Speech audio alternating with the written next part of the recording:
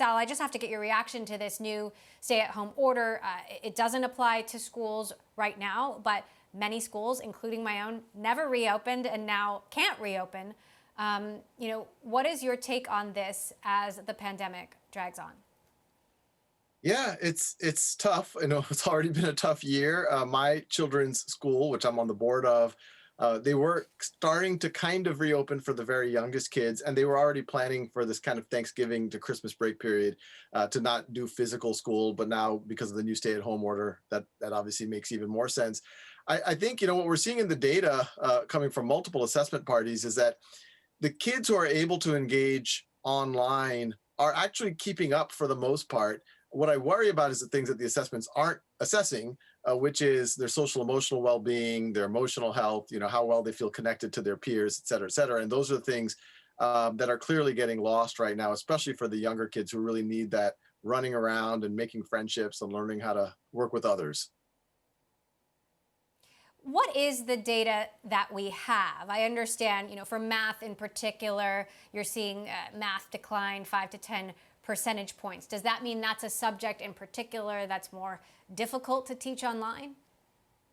Yeah, this comes from data, fairly new data from the Northwest Education Association around the assessment they provide called the MAP growth, which measures how much kids grow. And what they're seeing is reading, somewhat surprisingly, has not degraded so much. You would expect, if you have during summer vacation, we have the summer slide, kids atrophy, COVID, people have been predicting even larger effect. But when you just look at the assessment, it looks like reading has been reasonably okay. Math has degraded more, but there's a caveat there where the kids that they are assessing now are different than the kids that they were able to assess last year.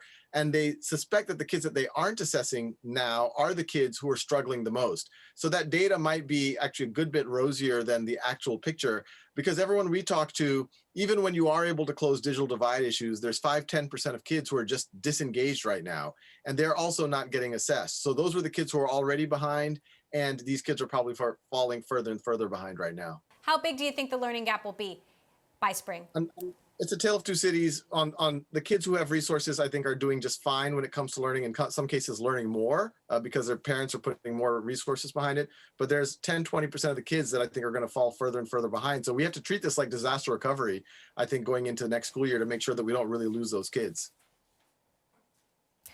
We've got a new administration coming in, and the folks who, even the folks who care about the pandemic and the devastating loss of human life are also really concerned about their children. What would you urge the Biden administration to do? How do they balance the concerns around public health with the concerns around our children's future?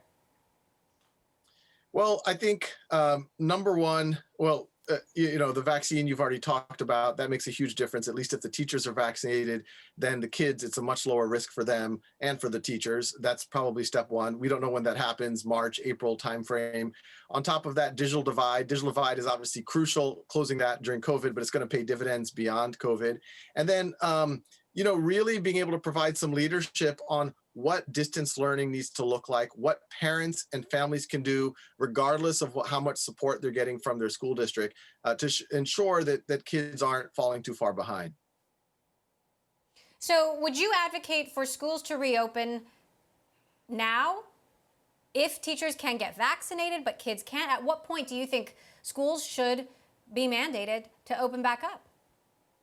Yeah, I'm not an epidemiologist, but I've taught a little bit of it on Khan Academy. So, my best understanding, because I've been following it very closely, is if the teachers are vaccinated, you've taken the major risk off the table. And if then the kids are able to do it with masks and socially distanced, child-to-child spread, especially with masks on, isn't well documented. So I think if you do that, and then other vulnerable populations in the broader population, healthcare workers, elderly, are also getting vaccinated, that seems like it's the cost benefit analysis for opening schools seems to go heavily in the favor of opening at that point.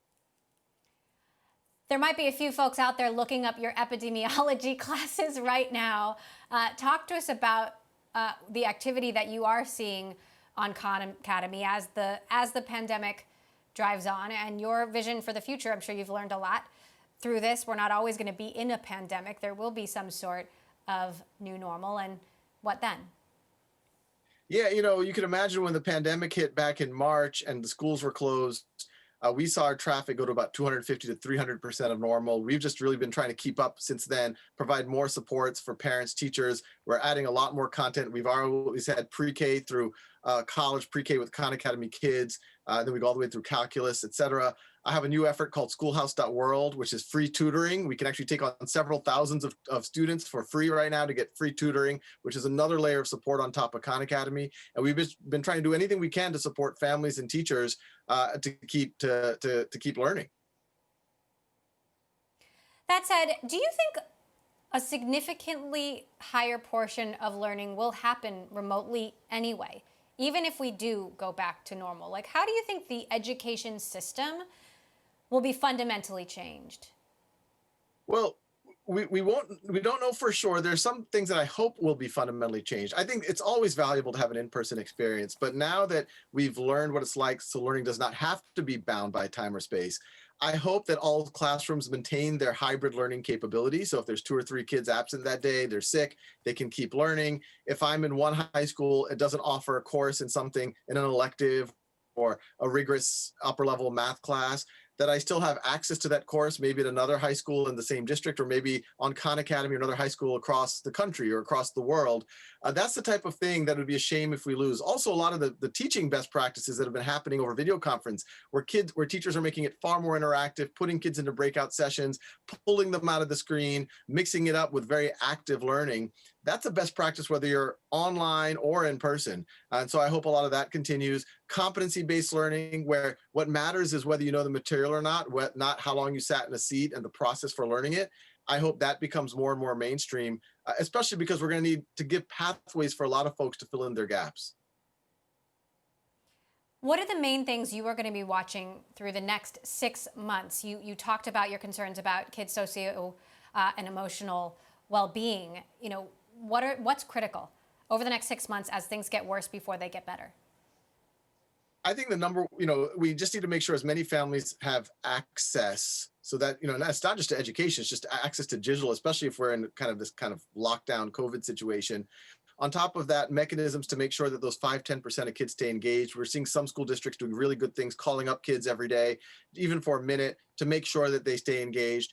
And then, I hope the new administration, and we're eager to work with them and anyone to get word out that there's free tools available that are proven, highly effective, 20 minutes, 30 minutes a day, can keep kids learning. Obviously, Khan Academy is one that I'm very invested in, but obviously we're not for profit. We're funded with philanthropic donations, so I'm not selling anything.